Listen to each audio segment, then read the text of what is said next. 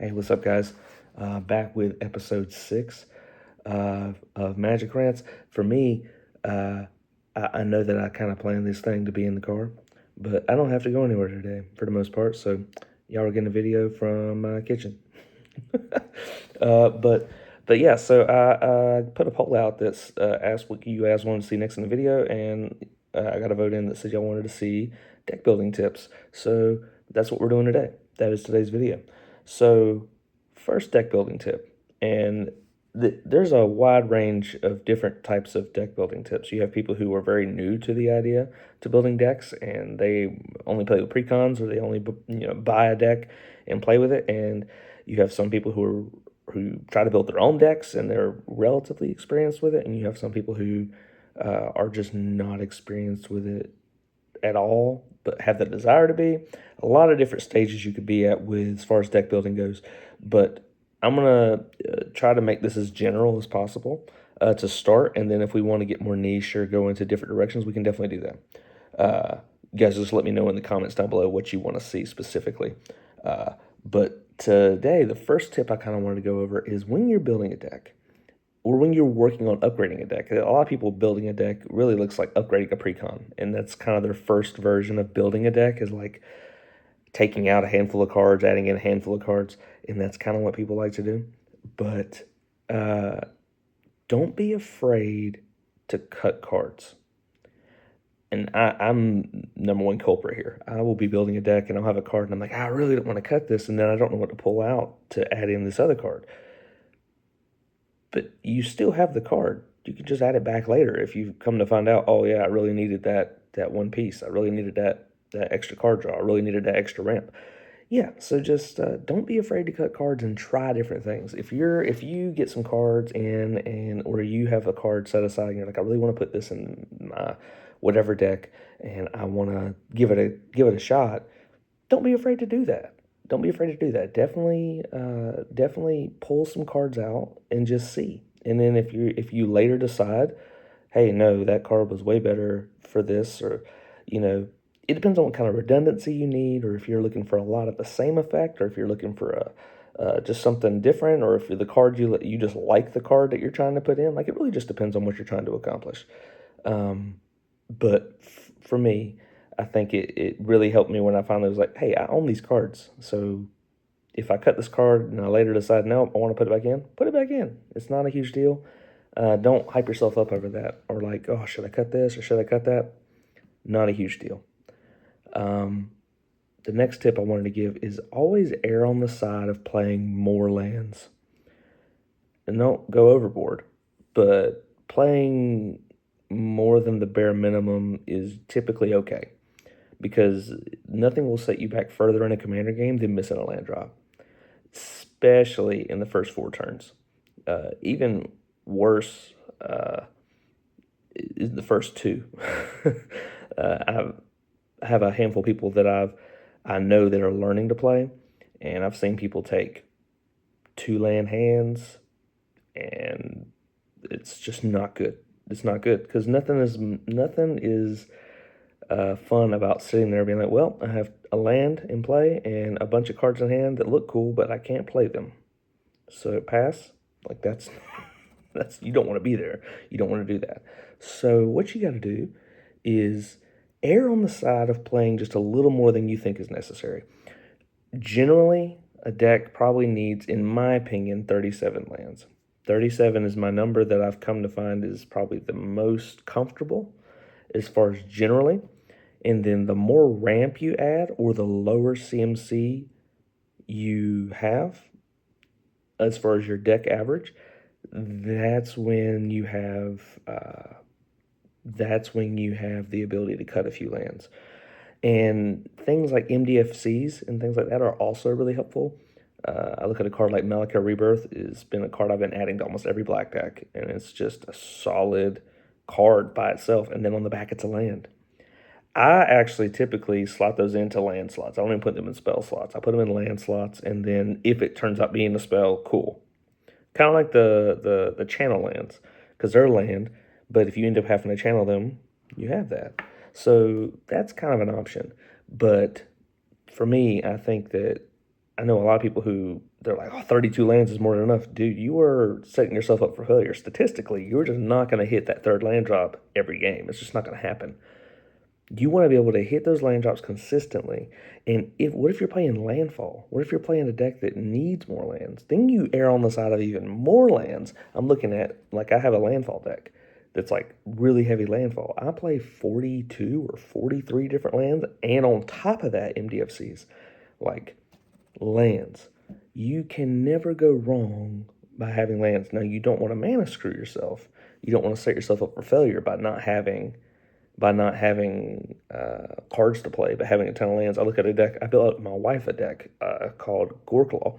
Goreclaw is really simple and really fun for her.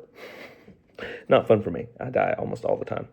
It's just a big green stompy deck that just plays giant dudes for cheap and wins. It's so good.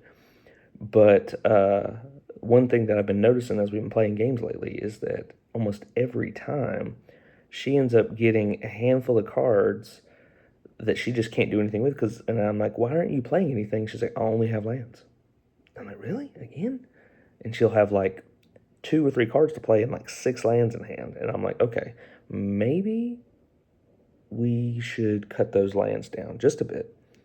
Because the deck plays a ton of ramp, and the commander in the command zone, Goreclaw, is technically ramp. I mean, it's cost reduction across multiple pieces. It's not a once per turn.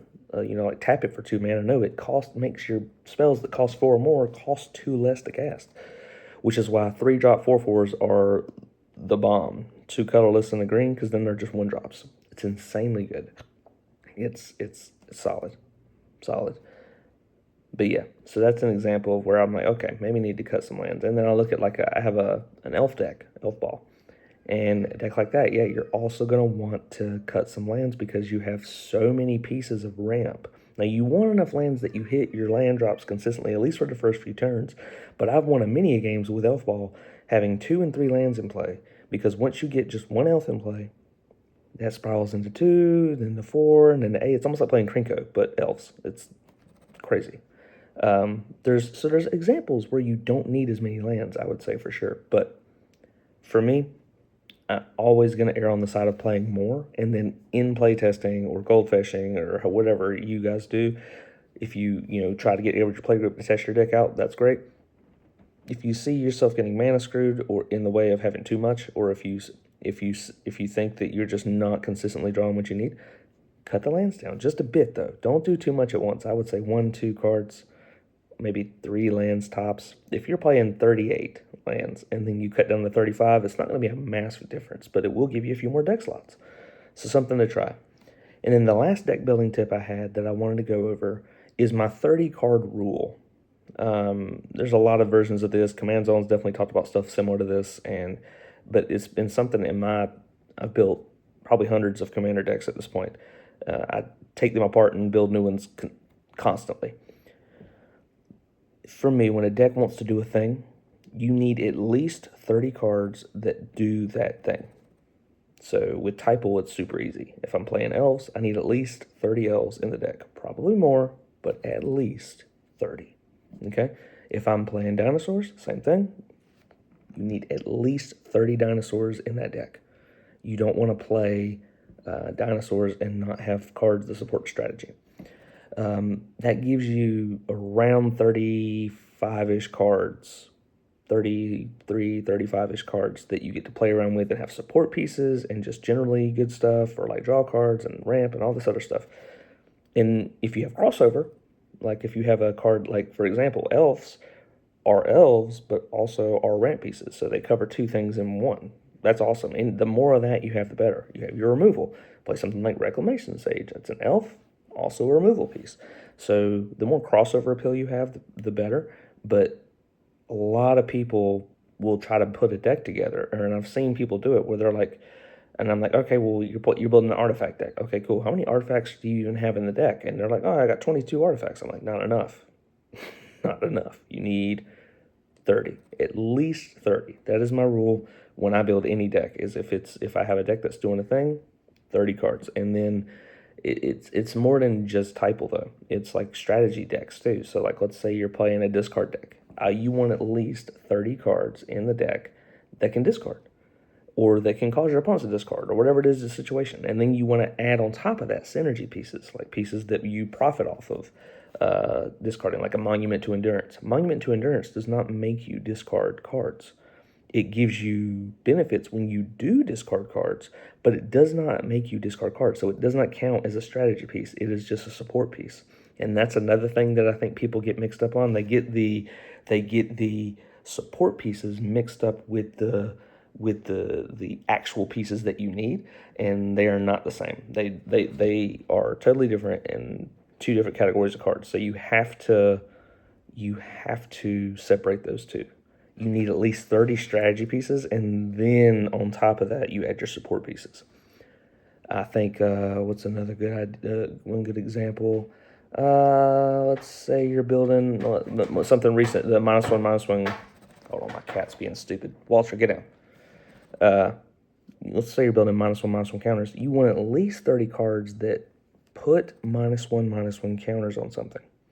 And then on top of that, you want cards that benefit or cause you to benefit from counters being placed, or that place more, like proliferate cards and things like that, that add counters that are already there, but they don't put counters on themselves.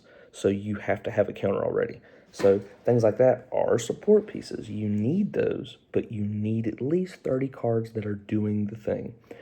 I promise you that if you build your decks and you try to stick to that rule, no matter what deck you're building an artifact deck, you're building an enchantment deck, you want at least 30 enchantments, probably more, but at least 30.